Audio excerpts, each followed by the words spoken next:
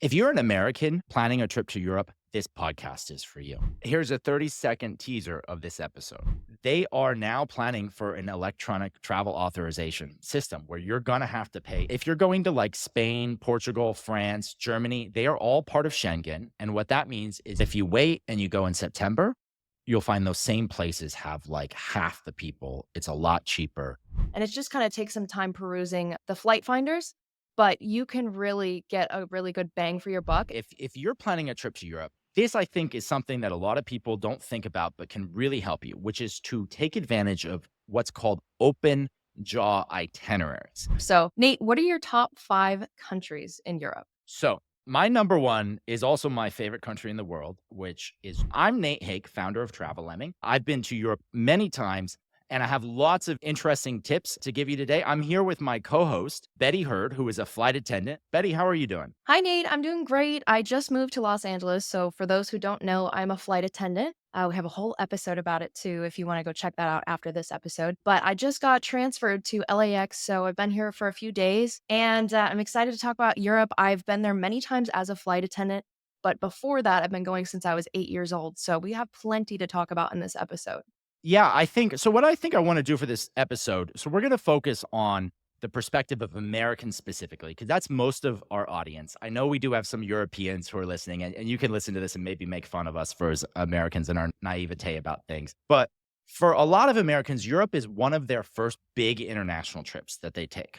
And if that's you, if you've never been, I'm going to try to help kind of walk you through a lot of the issues that we get and a lot of our readers at travellemming.com where they have questions about their trips, or we've kind of heard some things that they've made in terms of mistakes. At the end of the episode, I'm going to go over a list of common mistakes and tips. But I want to start off with talking about some broad overview of the things that you need to know before you go to your trip. And then we'll have in the middle, we'll have a segment. Betty and I are going to share our top 5 favorite cities, experiences, a few others. And then we both came prepared with what we think. I asked Betty to do this and I did this. We came up with our perfect 2-week itinerary. If you only had 2 weeks for Europe, what would you do? And we both came up with itineraries. And I think you and I have different versions of that. So we'll have something to talk about. Yeah, they're pretty different, but we'll get into that in just a little bit. Yeah, so if you're going to Europe, by the way, you're going to need a backpack. And so this episode, we're really happy to have our first sponsor, which is Tortuga Backpacks. Betty's going to have a bit of information later on, but thank you so much to Tortuga for sponsoring this episode. So my first tip that I want to say, if you're planning a trip to Europe, this I think is something that a lot of people don't think about, but can really help you, which is to take advantage of what's called open jaw itineraries. When you're booking your flights to Europe, book an open jaw. Nate, what is an open jaw itinerary? I don't think I knew this term before hearing it from you. Yeah, so I mean, if you think about a jaw, it's like it's an open jaw. So if you just imagine something where it's got one point at one side and then it goes 2 different directions. So the idea of an open jaw itinerary is for your main flight, usually the biggest expense of a Europe trip is your flight to get across the Atlantic. You've got to get from the US to Europe and back. And typically that's going to be one of probably the biggest expense for your entire trip. You can sort of hack it by flying into one city in Europe and then flying home from another city and then taking your itinerary between the 2 cities, which is really easy to do in Europe because there's a ton of awesome ways to get around internally. What that means is that you don't have to return to the city that you started at. So you can make a more efficient itinerary. And if you're willing to put in some time, search in different combinations, often you can end up finding cheaper options because you find you can take advantage of whatever happened to be kind of the best deals for going one way or another. Yeah, that's what I've always done is I figure out the time frame that I'm able to travel in Europe. Then I look for the cheapest flight in from America, and then I look at the cheapest flights out from a different city, and it just kind of takes some time perusing the flight finders, but you can really get a really good bang for your buck. So, Nate, how would you recommend someone goes about booking one of these open jaw itineraries? So pretty much all the flight search engines like Skyscanner, Kayak, Google Flight have an option. They'll call it either multi-stop, multiple cities. It kind of depends, but usually at the top, there's one way round trip. And then if you select like multi-stop, it'll change the input on Skyscanner or wherever, and it will, instead of just your start and stop cities, it'll have 4 spots. And so you put the city where you're starting, and then usually that's also the city you're returning to if you want to go back to your same home. And then you pick 2 different cities to try to search. And then it will find a combined itinerary. For example, if you're flying from New York, you could fly New York to London and then from Paris back to New York. And so what that will do is allow you to have the benefit of taking advantage of the local travel in Europe, seeing something else, and then going back. Often you can find cheaper deals as well this way. The other way to look for it is by combining one-way fares. So you can either do this by booking an open jaw ticket, which is where it's the same ticketed reservation. It's just that you're going to and from different airports, or you can separately buy tickets. And sometimes it can be cheaper either way. It just depends. But typically what I would say is search for a one-way from your city. And the more flexibility you have when you're booking, the better. Like if you're like, I want to go to Europe and I want to hit up Amsterdam, Paris, and London for sure, but I'm agnostic as to which one of those I go to first. And you're coming from New York, well, search one-way flights to all 3 of them to get there and see which one is the cheapest. And then think, okay, if Amsterdam's the cheapest, and then thinking about that logically, it would make the most sense probably to return from London. And then you search the return flight from London, find the best one that you can. And you can, if you have flexibility on your days for both the outbound and the inbound flight, you can really start to find a lot of different options. And so anyway, I just think Europe has so many different hubs. And because they're all close together, this is a really good way to get that big purchase. Because most trips, when you're planning a trip, start off by getting your flight to Europe. And you just got to get to the continent somewhere. And then you can plan your itinerary within the continent. I mean, they have crazy cheap airfare internally in Europe. And so it's really just a matter of getting yourself there affordably and then getting yourself home. Yeah, so this open jaw itinerary gives the implication that you're gonna be going to multiple countries. So, is that something that you recommend with Europe, going and trying to hit up a whole bunch of different spots? I think, yeah. So I think a lot of Americans don't realize it. If you like overlay a map of the United States, the continental United States, Alaska's pretty big. But if you put the continental United States over Europe, like they're roughly the same size. And if you're an American, your scale of what a country's size is sort of your baseline is the USA. But in Europe, this countries tend to be about the size of a state. And some of them are really small. I mean, they have city countries in Europe. And so you can go to multiple countries on the same trip. Like even for a week, it's very feasible to go to multiple countries. And depending on where you're at, like you can go to another country just as a day trip in a lot of Europe, because a lot of these cities, it's like you just take a train and you're across the border. And if you're within the Schengen zone, then you won't even have to go through immigration in order to do that. So, the Schengen zone, can you tell us a little bit about what that is? Yeah, so with Europe, you have to, if you're an American planning a trip there, one of the first things you need to do is understand the difference between the Schengen zone, the Eurozone, and the European Union. Probably most Americans have heard of the European Union, which is a economic union of a bunch of European countries. They have a lot of trade. It works a little bit differently than what Americans might be used to. There's the Eurozone, which is a similar but slightly different set of countries that uses the euro for their currency. So you only have to use euros if you're in any of the Eurozone countries. So like the currency is the same in Germany as it is in Spain, as it is in Portugal. There are some countries that have their own, that are not part of the Eurozone, but are part of the European Union. And then separately from that, it gets super confusing. Separately from that is Schengen. And Schengen is very important for travelers because that is the shared zone for immigration purposes. So for the countries which is most of the major European countries, but not all of them, the UK is not a part of any of this since Brexit.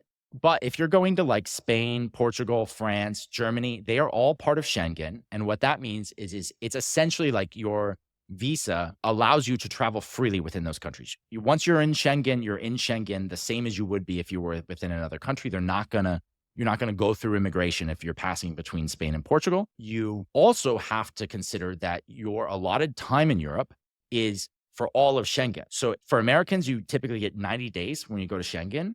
Any of the European countries, you get 90-day visa upon arrival. And we'll talk a bit. You're potentially going to have to get a pre-authorization soon enough, but you get 90 days when you're there. And what's a lot of people, especially if you're traveling for a longer trip, can mess up is that 90 days is for the whole zone.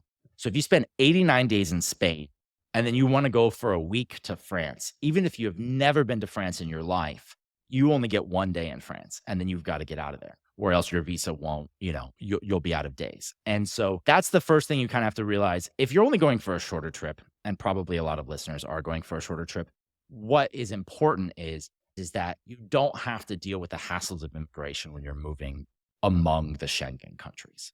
And if you're going for a longer trip, you need to pay attention to that 90-day thing. So those are really the two key points. So within the Schengen countries, it's like you have freedom of movement and you can cross an international border on a train or driving, and it's like crossing between state borders. Like you may not even notice it if you're not looking out the window. Right, they don't stop you and ask you for your passport and say, "Show me your visa," right? In general, no. There are some routes, and again, it gets super complicated, like, especially once you get into, like, Eastern Europe.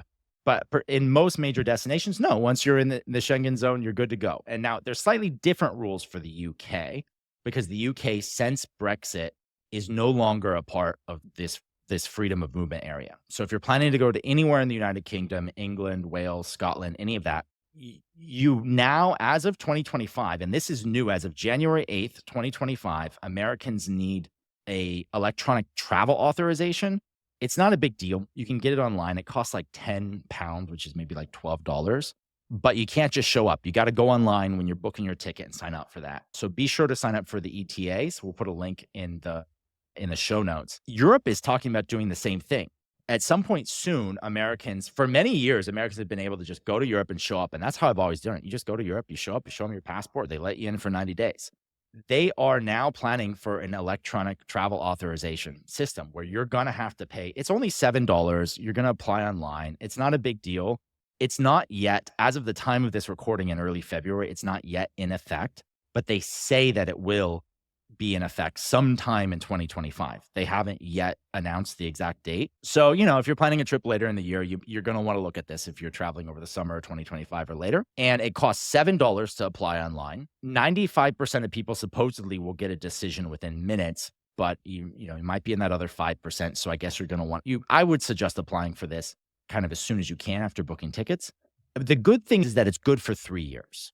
So if you go back to Europe, if you're a frequent traveler like me, you only have to do this once every 3 years. It's a bit of an annoyance, but so you just need to get those little details out of the way. Today's episode is sponsored by Tortuga Backpacks. I took my 40-liter travel backpack light on a 6-day trip to Japan during the winter. So I was able to fit 6 days worth of clothing in there, including my bulkier winter wear like my thermals, a winter jacket, along with my laptop, a book, and an extra camera lens. With the hip and chest belts clipped, it didn't cut into my back and shoulders like I've experienced with other backpacks. Oh, and all of their bags are carry-on friendly, so they'll fit in the overhead bins of any airline. As a flight attendant, I was pleasantly surprised by the convenience of this backpack, especially because I'm someone who is so used to traveling with a suitcase. If you want to take along all the essentials for your travels and never have to worry about checking a bag or paying extra fees, check out Tortuga Backpacks. Click the link in the show notes to get 10% off your first order, or visit travellemming.com/Tortuga to pick your perfect pack today. So we've talked about preparation to get to Europe. We've talked about how to get to Europe.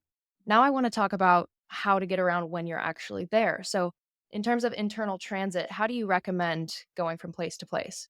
Yeah, I mean, Europe's great because it's so well connected. I mean, you have lots of options. You can fly. Europe has really cheap budget airlines. So there's Ryanair and EasyJet are two of the big ones. There's also Wizz Air if you're flying in Eastern Europe, and a bunch of different ones. And it's not uncommon to find internal, like your short little flights between European cities for $20, $30, $40, especially if you're not talking about bag fees. Now, we're going to talk later at the end about mistakes because those bag fees can get you. So you want to listen to the end of the podcast if you're flying Ryanair or EasyJet. But that's one option, is cheap budget airlines. Another option is rail. So Europe has a system of trains and it's so much better than what we have in the United States. I mean, other than the Amtrak Northeastern Corridor, we don't have anything like it where you can get between cities by just hopping off a train. One reason why that is better than flying is that with a train, you don't have as much security. Usually you just kind of put your bag on a thing and you roll through. So you can show up 10 minutes before your train. It's typically the stations are in the center of the cities, whereas the airports are like in the suburbs. And so landing at an airport means you have to take a taxi into the city, depending on what time you're landing, like that can add an hour to either end of the journey. Whereas the train, you're often getting off right in the center of the city. And so that makes it very convenient. And so even if a flight is like an hour flight and a train is like 3 hours, like say between Barcelona and Madrid, for instance, it's about the same to fly versus taking the train because they have a high speed train. And by the time you deal with going to the airport or, and getting into the city, it actually is more efficient or as efficient to just take the train. So a lot of Americans really enjoy that because it's a new experience, taking the rail travel. I think that's one really good option. It can get a little expensive if you're going on like longer trips, like if between, for instance, Paris or Rome or like the bigger cities. I would still personally typically go with a flight in that case. Another option is cars. So you can drive. You can rent a car and you can drive. And if you're within Europe, you just drive between the borders. And, there's some differences in how they drive in Europe and typically have smaller cars, smaller roads. But if you're comfortable with that, that's a good way to get around. You can also take advantage of car sharing services. So there's this really cool thing called Blah Blah Car. That's what it's called. Blah blah car. I have not heard of that before. What is that? So it's like it's similar to, it's like a sharing program. It's a long haul car sharing. So if you're a driver in Europe, it's very common for locals in Europe to like make drives between, say, I'm going to drive from Brussels to Berlin. And, fuel is quite expensive in Europe. And so as a way of kind of defraying that cost, they'll go on to BlaBlaCar and they'll say, "Hey, I've got a car. I've got 3 spots in my car." And they'll typically say how much space they have in their trunk for luggage and all that. And I'm going between Brussels and Berlin.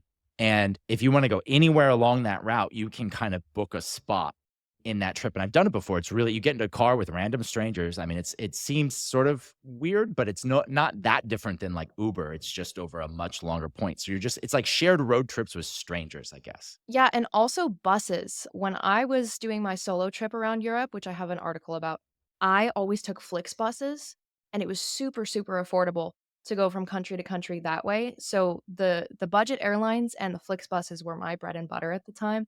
I remember taking an $18 flight from Barcelona to Dublin, and honestly, those trips were kind of dictated by the cheap transportation that I could find. And so it's just Europe is so much more affordable when it comes to this public transportation. You're gonna find deals everywhere. Compared to the US, they're everywhere.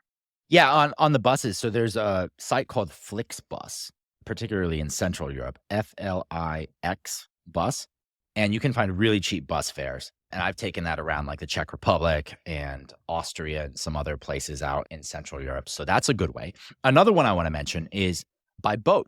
So in the north, like if you're going among the Baltics, like there's some ferries and things, but you can also go on cruises. And my very first trip to Europe, all the way back in 2008, right after I graduated college, I took a cruise. I took a cruise from the UK all the way down to Rome and back.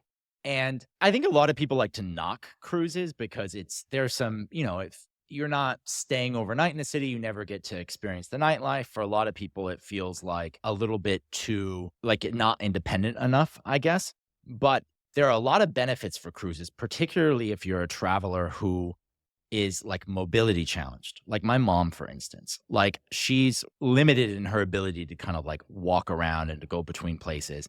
And it's a lot of stress to have to like move hotels every couple nights to go between cities. But if you want to see Europe, if you want to see all these cities, well, a lot of them are situated along the coast and they have cruise ports. And so you can take one cruise ship where you have one bed and you sleep in that same bed. And then you're going between these cities in the evening. And then you wake up and you explore the cities in the day.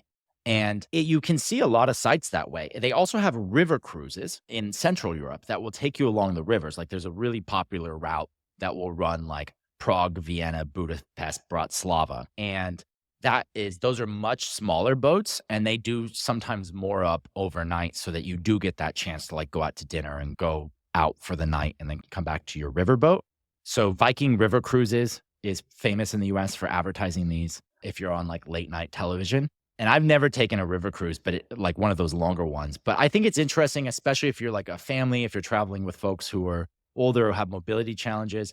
I do want to mention that that's a good way to get a taste of Europe. And it's really simple because you just book the cruise and then you kind of just get on and go off in each of the cities. Yeah, I was just gonna say cruises are really great for families. The first time I ever went to Europe was in 2006. I think I was 8 years old, And my family and all my cousins went. There were about 18 of us total. We didn't have to unpack. We had the same rooms the entire time for 2 weeks. That's like the greatest part about it. I will always sing the praises of cruises because I think it's so easy and stress-free not having to pack up all the time. But yeah, they have some really great cruise deals in the off seasons. Like the summertime's gonna be a little bit pricier. On the topic of off seasons, summertime, when is the best time that you recommend visiting Europe, Nate? Personally, I like to go in the shoulder season. So the most popular time, and probably the time that most people will want to go, is summer because Europe is very cold. It's actually quite far north. We tend to think of it as being on the same latitude as the United States, but it's quite a bit further north. And so in general, it just has a much colder climate. Like even if you're in Spain, which is the southern of Europe, I was there this past March, and even in like Madrid, which you look at a map, you're like, oh, that's relatively far south. March, it should be relatively okay. Like it was still pretty cold. So Europe gets a couple solid months of summer, and that's particularly June, July, and August. And those months are when Europe tends to fill up. It's the most popular months to travel for Americans, particularly July and August, because it tends to align with the school calendar. So a lot of families go, universities are off, and all of Europe just kind of fills with tourists. However, more tourists means higher prices. It means more crowds. It means it's harder to book those flights. It means hotels book up faster.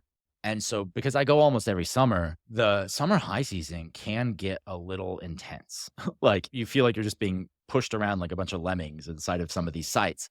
But if you go for shoulder season, so which would be like May or September, then you'll still have pretty good weather. Like it won't be the like perfectly hot summer weather, but in some cases that's okay. It can actually be more comfortable. It can get really hot. Not every hotel in Europe has AC, which we'll talk about later. I was actually in the New York Times complaining about this a few years ago, which we'll talk about that later. But the main point I'm getting at is that it can get really hot in the summer. And so in May and September, it's a little bit cooler. I personally find it more pleasant weather. The beaches aren't necessarily as if you want to like go to the beaches. I don't think Europe has the best beaches personally. Like if you're an American, go to Florida, go to Mexico. I don't think you go to Europe for the beaches, but the Europeans do. They all go down to like the coast of France, the coast of Spain, to Portugal, and they all go out and sun themselves on the beaches. And the other thing that you have to know about is Europe like shuts down in August. Everybody takes vacation. I don't know if you have any like European friends, or if you've ever like when we're working with folks in Europe, they just set their out of office to be like, hey, I'm gone for the next 5 weeks. And they just completely disappear from work. And they all go on vacation. Like literally nothing is happening other than vacation during that time. And so it means that like they all go south too. All the Northern Europeans, like that's their time to get the sun. So they all fly down to the south. Greece, Italy, Spain, the south of France, these places all fill up. And that means it's really expensive. It's really crowded. But if you wait and you go in September, you'll find those same places have like half the people. It's a lot cheaper. And personally, I think the slightly cooler weather is actually better, especially when you're like exploring inside of the cities and stuff. So May or September. Yeah, I've personally never been to Europe in August. I've been in the summertime, high time, super crowded, like you said, like all the main attractions are just jam-packed with people, which kind of takes away the beauty of those places. So for me, the best time that I went was in April. I found that a lot of the places I went to at the time, it was like Portugal, Spain, France, and Italy. You could just you could get around. The buses and trains weren't super packed. Okay, so if you're traveling to Europe in August or anytime in the summer, be sure to book your hotels in advance. And that's generally true in Europe. A lot of the best hotels tend to book up. I want to quickly mention that we have guides to where to stay in a lot of the big cities in Europe. We have locals in several cities in the UK, including London, Paris, and we have guides to other cities. So just search whatever city you want to go to and travel Lemming where to stay. And you'll find great guides that will help you find the best area of the city, the best hotels, and then book your hotels early. A lot of hotels have free cancellation these days. So best to just lock in those rates because sometimes they'll get really crazy if you wait until the last minute. So that's kind of the sum of my tips for folks who are planning, what you should know before you plan your trip. We'll talk a bit about tips and mistakes after, but let's go through some of our top fives, Betty. Yeah, I think this is the hardest part of the whole podcast was coming up with our favorite countries, favorite cities, our top experiences. But yeah, I'd love to share. So, Nate, what are your top 5 countries in Europe? So, my number one is also my favorite country in the world, which is Georgia, the country, not the state. And yes, it's in Europe. It's the Caucasus Mountains are the boundary between Europe and Asia. And the Georgians will fight you if you say that they are not in Europe. It is such an amazing country. I think if you go to our podcast where we talk about the 50 best places to travel in 2025. We've got a couple locations in Georgia on there. Georgia is so amazing. Like, I don't even know how to describe it sometimes in words. It's because it sits at the crossroads of the Middle East, Asia, and Europe. It has all these different cultures that have come through it, but they have their own like distinct culture. Like, they have their own distinct language. Like, most languages are part of like broader language families, but Georgian is its like own proper language. And even when it's written out, like, it literally looks like Elvish. So when you're going around these like very old towns, you see the Georgian language and it looks like something from Lord of the Rings, like the written language. And the food and the songs, everything is very unique. It's a mountainous country. You have these old towns. Some of them have these giant watchtowers that they built. Like, there used to be people that would like live in a watchtower, and then they would have these little stone watchtowers that would guard the entrance to their valley of these mountains. And there are some of these parts of Georgia that were never conquered by the Mongols, that the Ottomans weren't able to conquer because they just couldn't get up into these like deep mountain villages. And they maintain their own cultures. There's their own regional languages. They have, within Georgia, there's all these like little different sub parts of it. We've got a ton of guys to Georgia on Travel Lemming. I have some videos on our main YouTube channel from back in the day that you could talk more about that, but that's definitely my number one. I could spend a whole podcast talking about that. Maybe we'll sometime. And then after that, I would say probably Spain. I mean, Spain probably be my number two. It's definitely the place where I spend the most time. I speak Spanish, and as listeners know, Clara is from Argentina, and so day to day we speak Spanish. So I really enjoy going to Spanish speaking countries since I've learned Spanish, because it's like such a different experience when you speak the language. But there's so much within Spain, and I love the warmer weather personally, and I love tapas culture. Italy, I would got to put on the list because of the food. I really like Croatia. I think it's got some of the most beautiful water in Europe, and Ireland. Can't be a good pub and just the culture of Ireland is so interesting. So I'd say Georgia, Spain, Italy, Croatia, Ireland. How about you, Betty? Top 5 countries. My top 5 countries, I have 2 overlapping with you, which are Italy and Croatia. Italy, like you said, for the food, I think Italian food is by far my favorite food. I could just go crazy there with the pasta and the desserts that they have, the wine.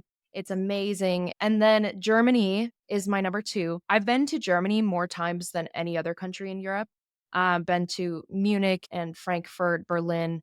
Also, the beer culture, like the beer gardens everywhere. I'm a big beer drinker, so Germany's always so much fun going to the beer gardens, and I have yet to go to Oktoberfest, but that's a huge thing on my bucket list.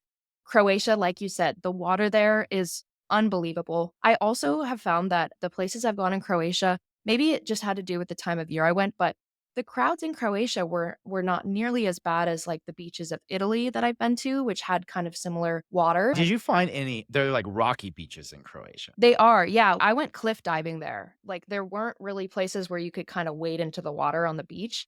It was like you had to dive off of a cliff to get into it and then climb back up the mountain to get out, which I thought was so much fun. Like, I absolutely adored my time in Split. Next is Poland.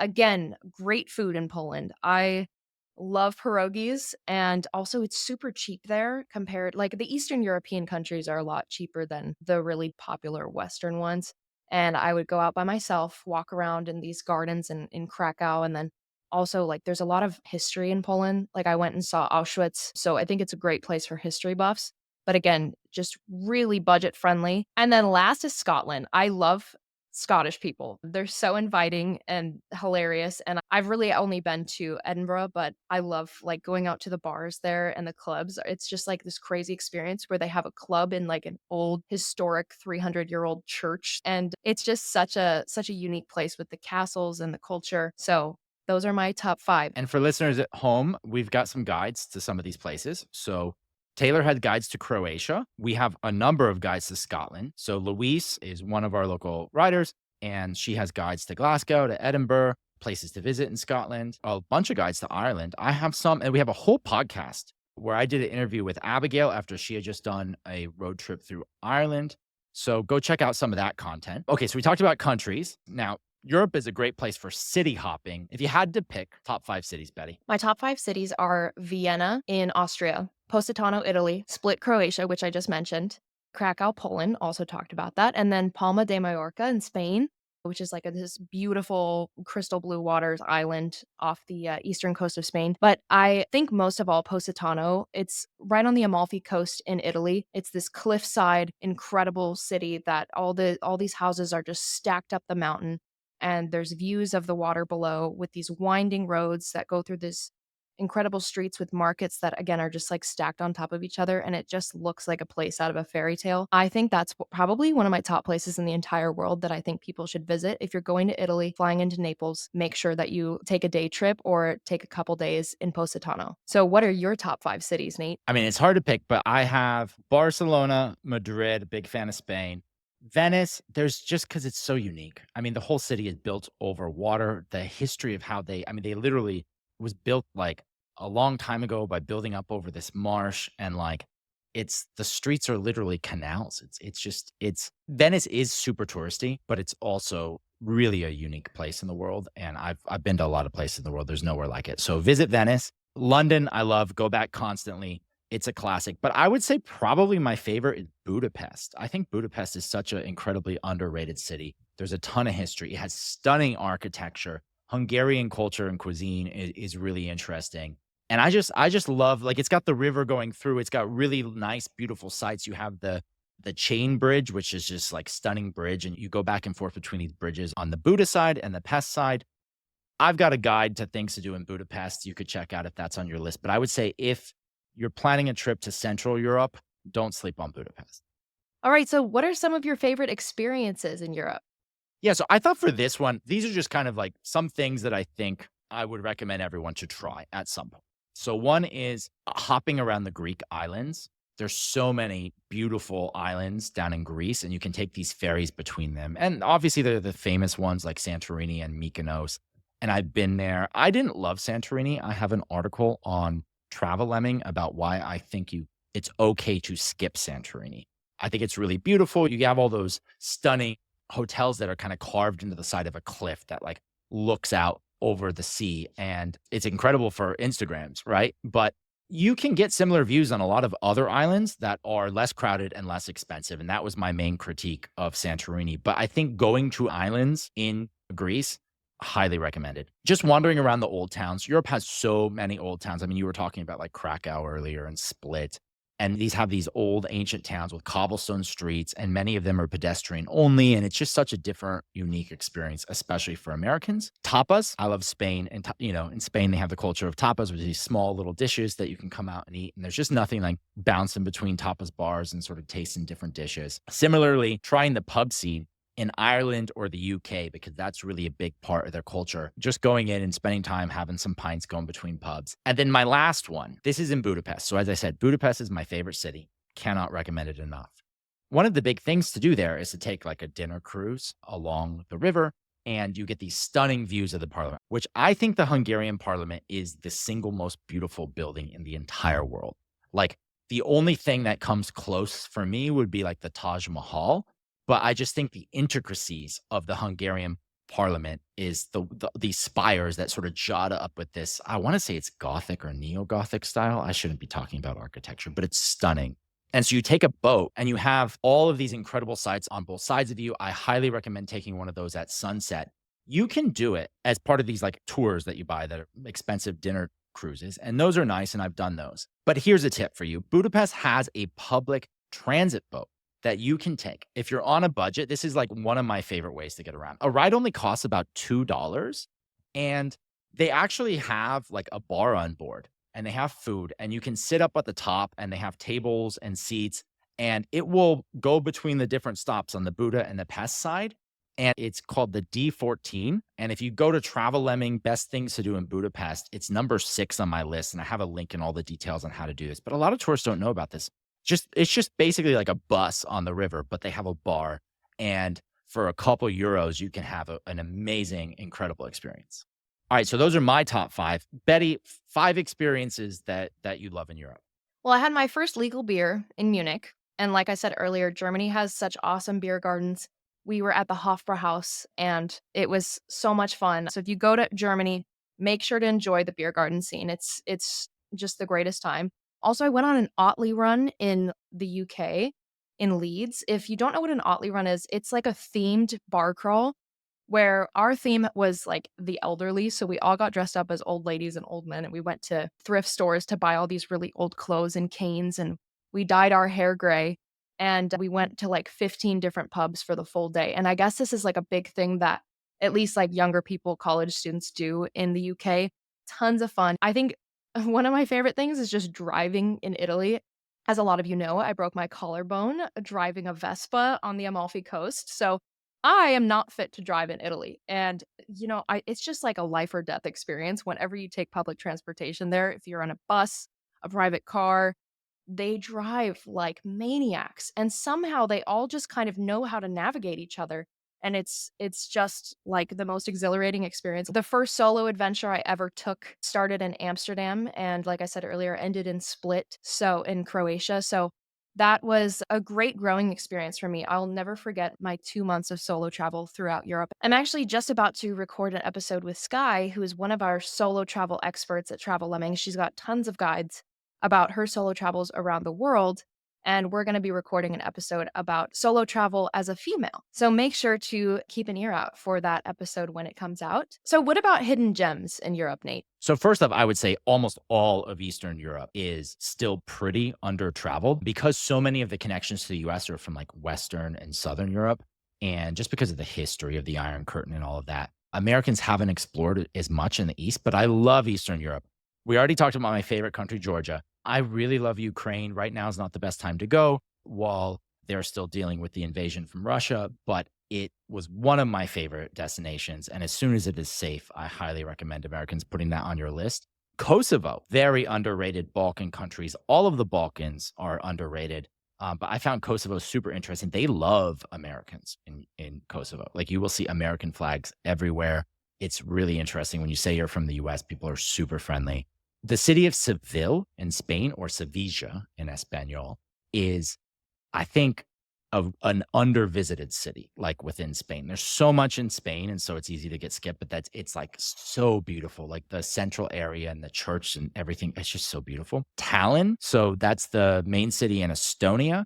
Tallinn literally looks like a scene out of like a Disney movie, like with castles. It's a little old town that has a wall around it, and it looks like a fairy tale. And you can go during the winter, and then when it's like covered in snow, and then it looks like a winter fairy tale. So those are a couple of my own favorites. Anything else that you got in terms of favorites, Betty? I don't think I know a ton of hidden gems because I've gone to a lot of the bigger areas, but Sintra, Portugal is my number one. It's north of Lisbon, takes about an hour by train to get there. And it's got all these ancient castles, these incredible cliff sides with these crazy rock formations into this like beautiful blue water. It's one of the most gorgeous places I've ever seen in my life. So if you ever find yourself in Lisbon, look into a day trip to Sintra. So do you have any places still on your bucket list in Europe? I mean, there's lots of. I'm at the point where I go back to a lot of favorites a lot, but there's some things I haven't done. So I've never seen the Northern Lights.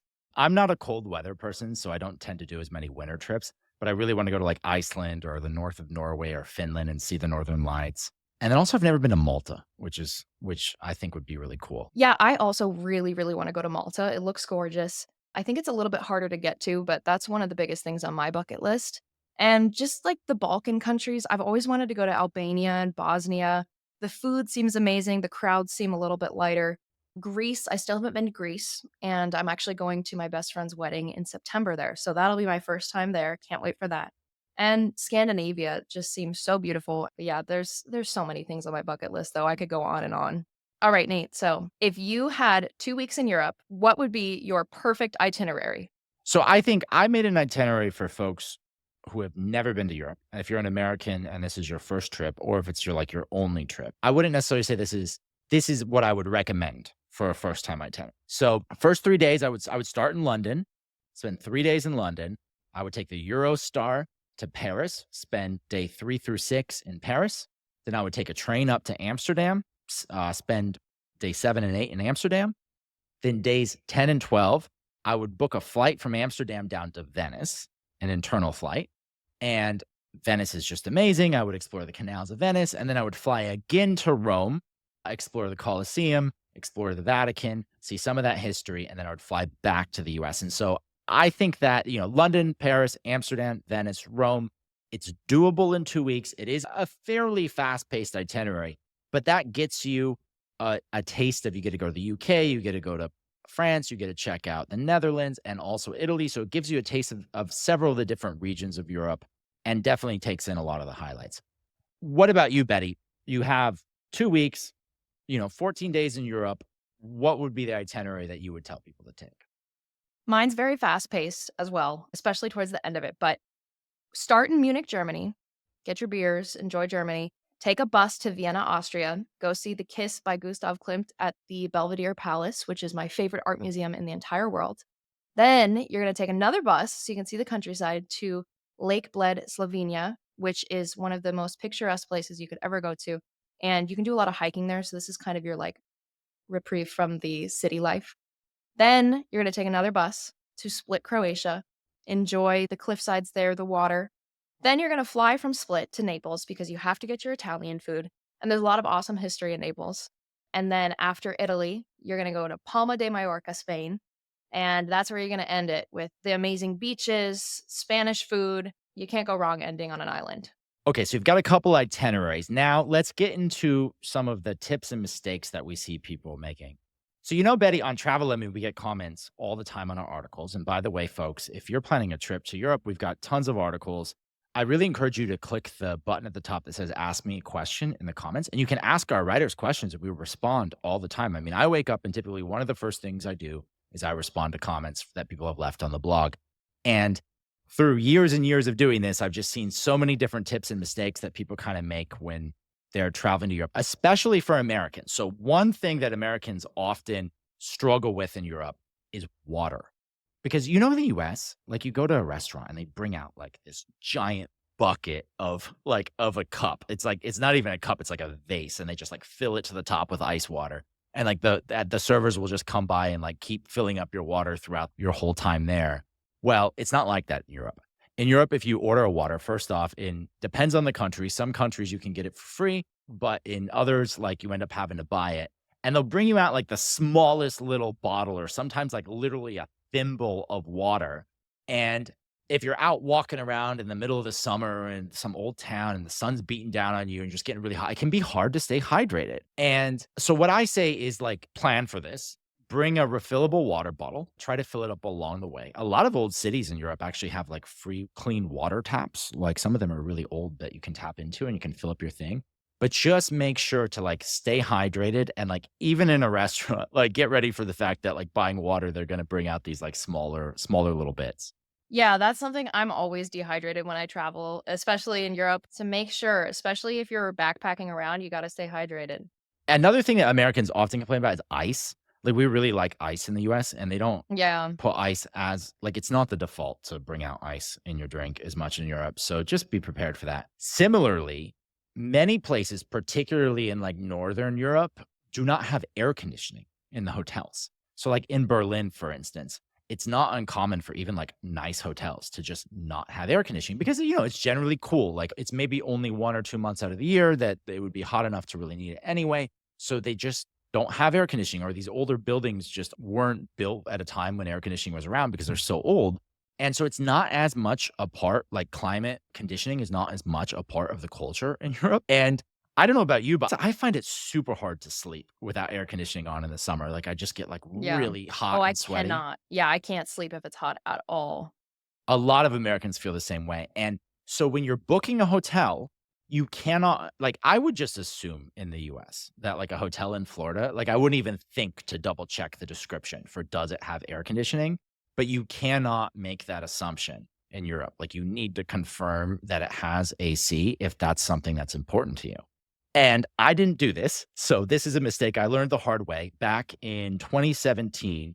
when I was going on my big trip around the world, I was in Berlin and I was there in the middle of this like record heat wave that they had. At the time, it was a record. I think they've had higher ones since. And I actually ended up being quoted in the New York Times. This is kind of a funny story. I'll put a link in the show notes, but they interviewed me and it's not the best quote. Like I come off as like super whiny. Like I'm just like, it's like Nate Hake from Denver was actually, they didn't even say Nate Hake. They misspelled it. They said Nat Hake without the E, and it's still like that. So that was, in the New York Times is a Nat anyway. So Nat Hake from Denver was recently in Berlin, quote, in a very nice four-star hotel, but found the heat fairly unbearable inside the rooms, which of course don't have AC. I knew that going in, he said. But when I called to ask for a fan, the person at the front desk said, yes, I know fans are standard in American hotels, but that's just not how it works here in Europe. And then my favorite line where it says, Mr. Hake did not get a fan. So that is my one Great. appearance in the New York Times, famous for not getting a fan. But I thought it was crazy. Like they didn't even have a fan. Like, and it was really hot. And so I was just sitting Yeah. there sweating through the whole night. And this was a nice hotel. I felt like at the time, I remember being like righteous indignation because I felt like I had overspent on this hotel. And then I get there and I just like can't even sleep because it's so hot. Yeah. So something to watch out for if you're traveling in the summer. Do not assume that your hotel has air conditioning in Europe. What about safety? So, like a lot of everyone always asks about this. Like a lot of Americans have this perception that travel is unsafe. And we've talked in prior podcasts about how actually statistically sometimes you're less safe in the US. But safety is still a concern in Europe. Anytime that you're somewhere that you're not, like you're a tourist, you're going to be a target, right? Like for thieves and all that sort of stuff. So how have you felt traveling in Europe about safety, Betty? I've never felt unsafe in the way that, like, someone was threatening me.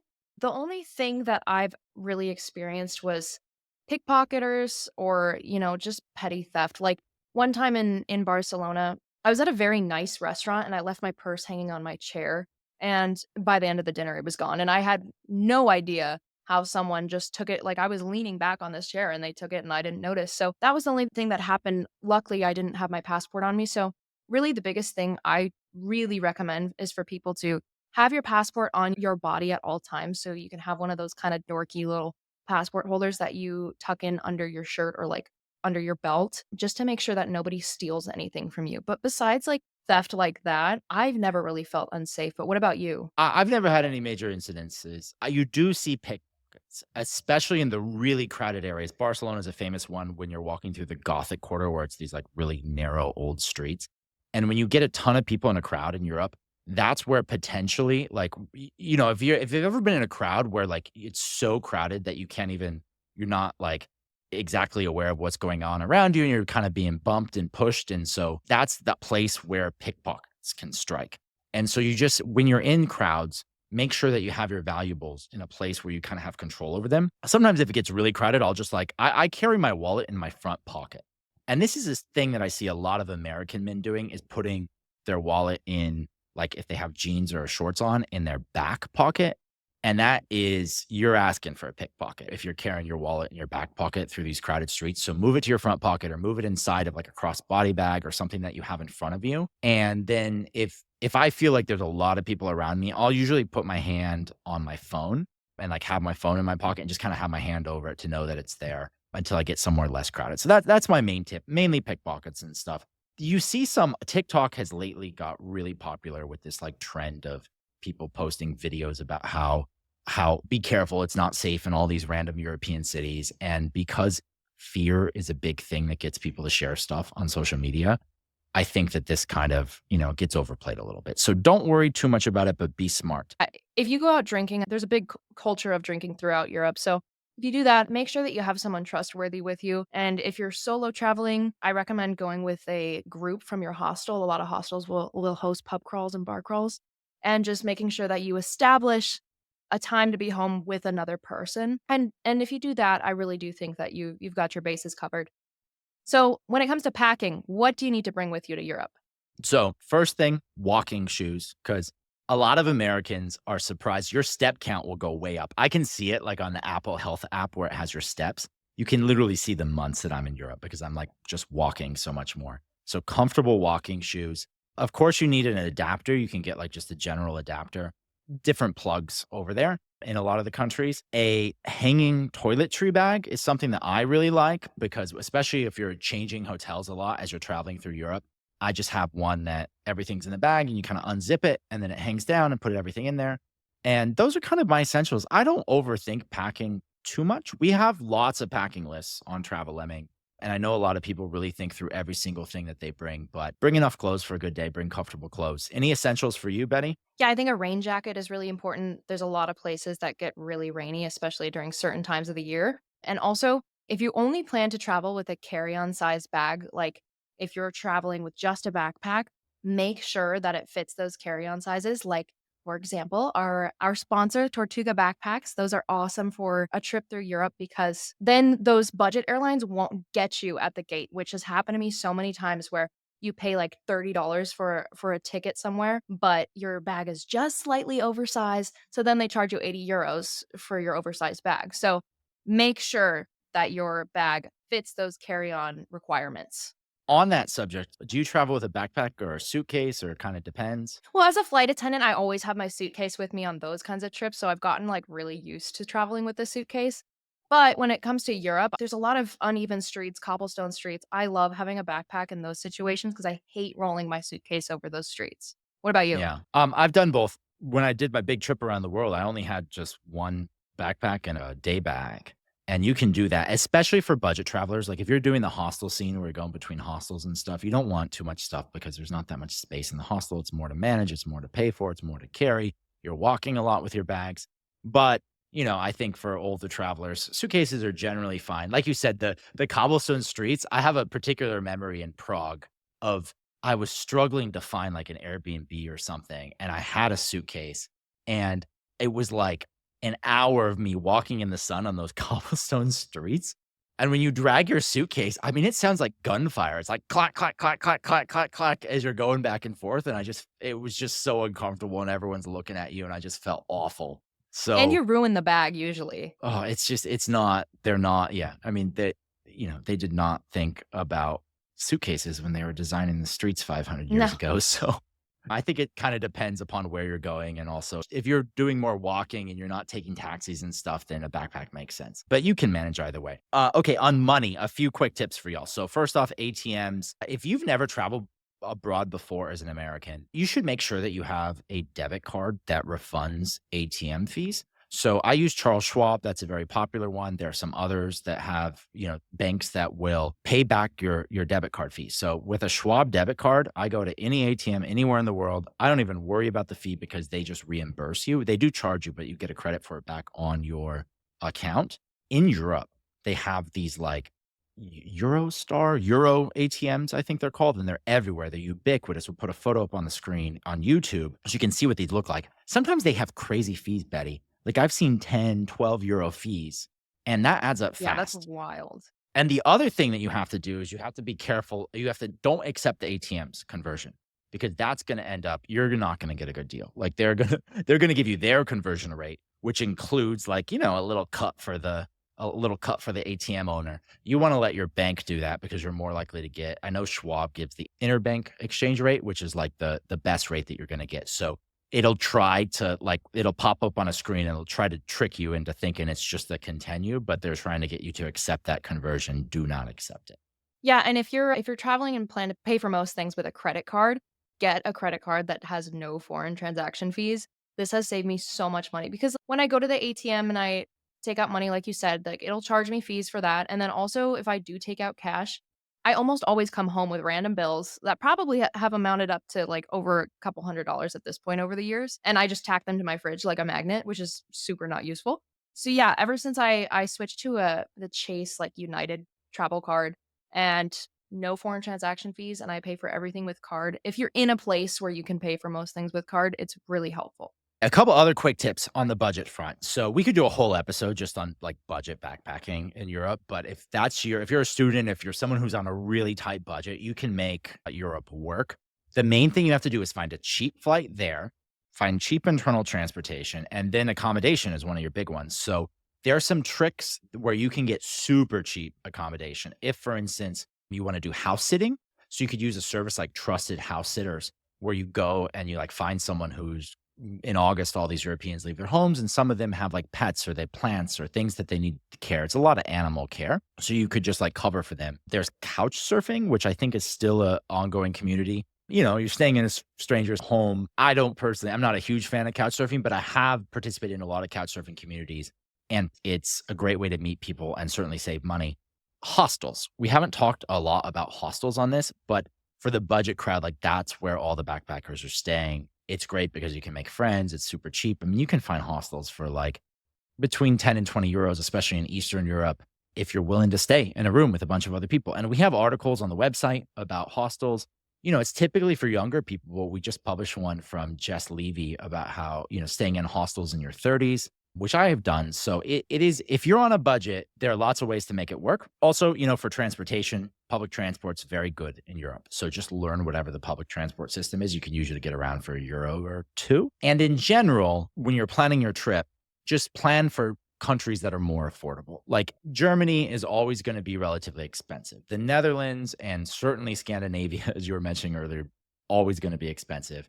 But Eastern Europe, meanwhile, like the further east you go, typically the more affordable it is. So the Czech Republic will be cheaper than Germany. And then if you keep going, like Poland will be even cheaper than that. And then like Romania and Bulgaria will be even cheaper than that. Kind of the further east you go, in general, the more affordable it is.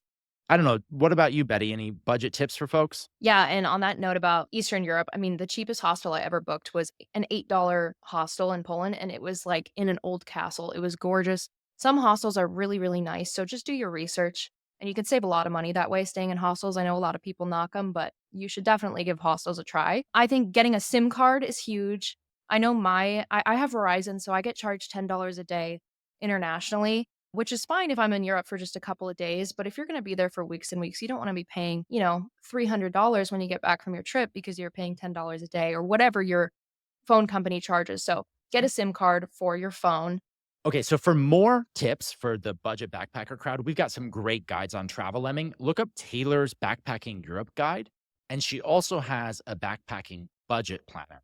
Really recommend going to check out both of those articles, and it'll really help you to. I think Europe, I think it's more approachable and affordable than a lot of people think. So check out Taylor's guides. Also, you've got a guide, Betty, that I wanted to ask you about, which is your solo travel through Europe perspective piece. And it's titled What I Wish I'd Known Before Solo Traveling Through Europe. And you talk about how you spent 2 months at the age of 21 solo traveling through Europe. You talk about safety, budget packing, all that. So as a solo traveler in Europe, for folks who are maybe thinking about just going by themselves, like what would you have to say to them? Yeah, so when I took my solo trip, I really went into it very blindly, very happy go lucky. I didn't think it would be hard to navigate Europe. And really like a lot of things were much easier than I expected. Like I said, booking flights, booking Flixbuses, trains. But I talk about in this article just trusting my gut and, booking places and areas that have really good reviews and have reviews about solo travelers. Like I stayed in a couple really shady areas that probably weren't very safe for a female solo traveler. I also packed very poorly at the time. Like, I brought these heels with me and I was walking through the streets for miles and miles for several weeks with these heels that were so worn down and my Converse shoes. Like, those were the only two shoes I had, no walking shoes. My feet ached for months after that trip. So, make sure you pack right. Also, just like I said, being prepared before you take off on a solo trip. Europe truly is one of the best continents to solo travel. Budget wise, navigation, transportation, there's very few language barriers if you're an American. Like, there's a lot of places, most places speak English. So, it's a great place to solo travel. Just make sure you plan it with packing right, know your budget, and just having a good head on your shoulders and making smart decisions on your own. Yeah, wise words. Okay, folks, if you're listening at home and there's something we didn't cover, I mean, we can't cover all of Europe in one podcast, although we certainly tried. But if you have a question, leave us a question in the comment. Be sure to like and subscribe. We just hit 1,000 subscribers on YouTube. And, we're also on Apple, Spotify. Leave us a review. If you've been listening to the podcast and you haven't left us a review, we really appreciate those. If you're going to give us 5 stars. And if not, let us know what we can do to earn those 5 stars. One last thing I want to say before we go, and that's just that, remember, don't let travel FOMO get to you. If you go back to our very first episode, I talked about travel FOMO or fear of missing out. You can't do it all. Europe is huge. And we've got a perspective piece from Ruthie's from Wales, and it's titled "I Cringe When Backpackers Say They're, quote, doing Europe," because she's basically says, like, hey, you can't do Europe. It's more than 40 countries, 800 cities. You can't do it in a single trip. And you can check that out if you want to kind of hear her counterpoint to that. But I would say that I agree with that. And I would say you can view that as a liberation. Like, you're not going to cover it all. So instead of trying to cover it all, focus on how can I make the most out of the time that I have to cover the things that are really important to me. So I would just remember that. And yeah, that's it. Any other parting thoughts on Europe? I think if you haven't been, you gotta go. Everybody has to go at some point. And like you said about travel FOMO, you're not gonna be able to see all of it, but enjoy where you are, enjoy where you go, take it all in, and you can always plan another trip to return one day. All right, folks. Well, if you've listened through this podcast, you'll probably also like the interview that Betty did with Rachel, who is Travel Lemming's Paris expert. I mean, Rachel knows so much stuff about Paris. And if you're heading to Europe, I bet Paris is probably going to be on your list. So you can go check that one out next. Thank you so much, everyone. We'll see you in the next podcast.